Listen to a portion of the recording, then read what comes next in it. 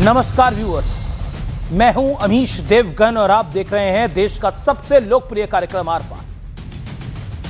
लेकिन आज जो आपके साथ में खबर शेयर करने के लिए जा रहा हूं, वो खबर बिल्कुल अच्छी नहीं है। हिंदुओं के साथ बांग्लादेश में हो रही बर्बरता ने पूरी दुनिया को झकझोर दिया है। हालात ये है कि यूनाइटेड नेशंस वहां के मोहम्मद यूनुस प्रशासन को फटकार लगा रहा है। ब्रिटेन की संसद में प्रस्ताव लाया जा रहा है और लगता है कि हमारे ही देश में विपक्ष ने हिंदुओं के जख्मों पर नमक छिड़कने की सुपारी ले रखी है। कांग्रेस पार्टी के बड़े नेता और राहुल गांधी के गुरु कहे जाने वाले दिग्विजय सिंह कह रहे हैं कि भारत में अल्पसंख्यकों के खिलाफ जो एक्शन हो रहा है उसी का रिएक्शन बांग्लादेश में हो रहा है। आपको अपने कानों पर यकीन नहीं आएगा, मुझे भी नहीं आया था, लेकिन जब ये बाइट मैंने सुनी तो यकीन आया। और कांग्रेस के राशिद अल्वी तो नमक छिड़कने में 4 कदम आगे निकल गए हैं। वो कह रहे हैं कि बांग्लादेश में हिंदुओं पर जुल्म हो रहा है, मंदिर तोड़े जा रहे हैं और भारत में मस्जिदों पर हमला हो रहा है, मुसलमानों के घर पर बुलडोजर चलाया जा रहा है। तो ममता बनर्जी की पार्टी के सांसद शत्रुघ्न सिन्हा कह रहे हैं कि ये मामला दूसरे मुल्क का है, तो क्या फिलिस्तीन और गाजा भारत के राज्य हैं, जिसके लिए पूरा का पूरा विपक्ष हाय तौबा मचा रहा था। याद है ना प्रियंका गांधी क्या कह रही थी? तो आज इसी मुद्दे पर होगी देश की सबसे बड़ी बहस। इस बड़ी बहस में आपका स्वागत है। हिंदुओं पर हमला क्या एक एक्शन का रिएक्शन है? याद है ना आपको एक्शन का रिएक्शन क्या होता है? क्या हिंदुओं पर हमला एक्शन का रिएक्शन है? और भारत में क्या हो रहा है जो बांग्लादेश में हो रहा है, इसकी समानता करना भी एक अपराध की श्रेणी में आना चाहिए। स्वागत है आपका आज के आर पार में। लेकिन अगर आज की डिबेट आपने नहीं देखी तो फिर आप बहुत कुछ छोड़ देंगे। मेरा निवेदन है आपके दोस्त, आपके परिवार इस डिबेट को जितना ज्यादा शेयर कर सकते हैं करें, क्योंकि ये जन जन तक पहुंचनी चाहिए, घर घर तक पहुंचनी चाहिए।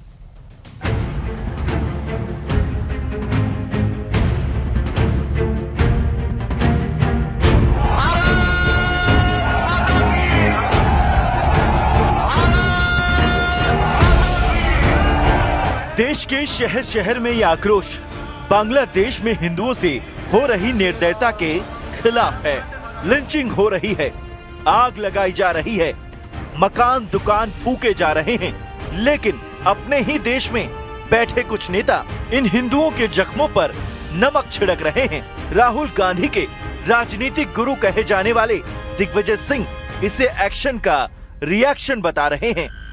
जो हालात हमारे देश में है, यहाँ वही धर्मांध फैलाने वाले कट्टरपंथी ताकतें जो हैं, जिस प्रकार से अल्पसंख्यक समुदाय के खिलाफ जो कार्रवाई कर रहे हैं, वही रिएक्शन वहाँ पर उस प्रकार का हो रहा है। वहाँ पर हिंदुओं पर जुल्म हो रहा है, मंदिरों को तोड़ने की बात हो रही है, भारत के अंदर मस्जिदों पर हमला हो रहा है, घरों पर मुसलमानों के बुलडोजर चलाया जा रहा है। यहाँ भी कट्टरपंथी एक समुदाय के खिलाफ काम कर रहे हैं, सरकार काम कर रही है। बांग्लादेश के अंदर भी यही हो रहा है। ममता बनर्जी की टीएमसी का हाल देख लीजिए। इस पार्टी के बड़े नेता और सांसद शत्रुघ्न सिन्हा कह रहे हैं कि ये मामला दूसरे मुल्क का है। मुल्क मेरा नहीं है, मुल्क बांग्लादेश है।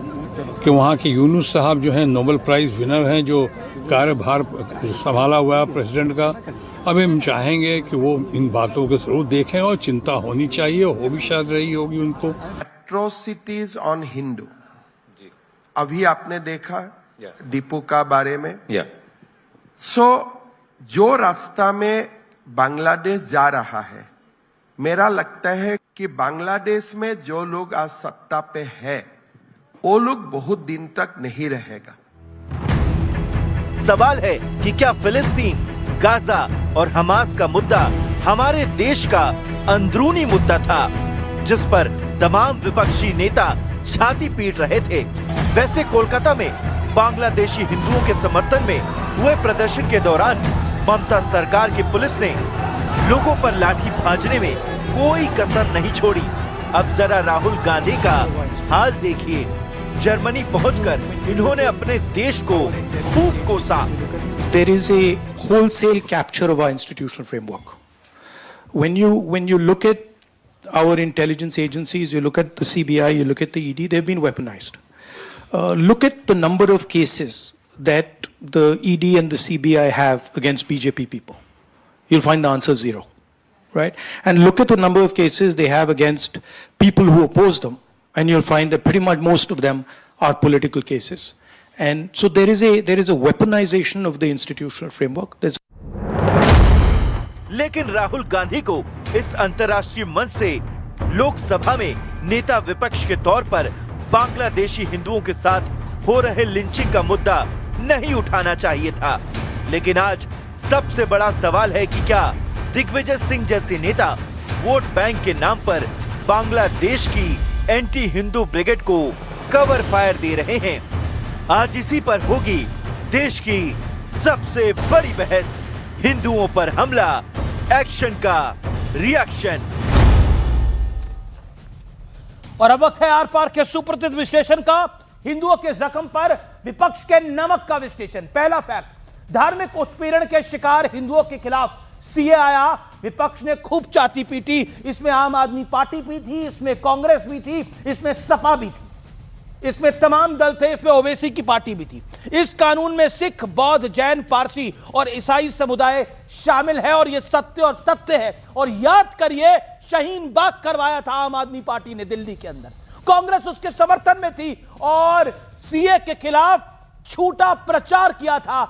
और अब मैं आगे आपको जो बताऊंगा, दुनिया में 57 इस्लामिक और 120 ईसाई बहुल देश हैं, लेकिन दुनिया में एक भी हिंदू देश नहीं है। यहूदी देश भी है, यहूदी देश भी है, इजराइल है यहूदी देश, मैं आपको बताऊं, लेकिन एक भी हिंदुओं का देश नहीं है।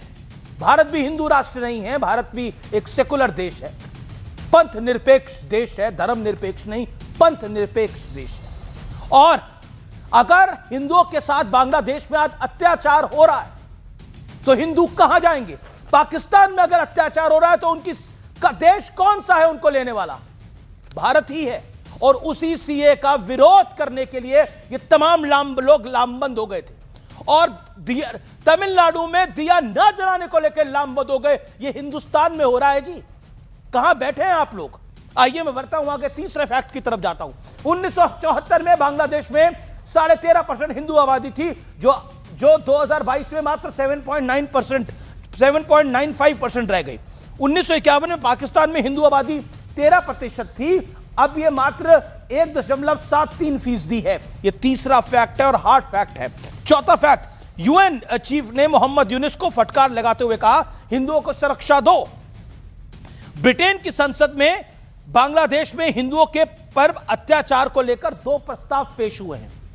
हमारे विपक्ष ने ना विशेष सत्र की मांग करी है, ना मोमबत्ती ब्रिगेड बाहर निकला है, ना जंतर मंतर पर हाय तौबा हुई है, ना ही कोई यात्रा की कोई प्लानिंग हो रही है कि इतने हिंदू मारे जा रहे हैं, और ना ही सीए के समर्थन में अब भी आ रहे हैं, गलती सुधार रहे हैं और एसआईआर का विरोध कर रहे हैं इस देश के अंदर।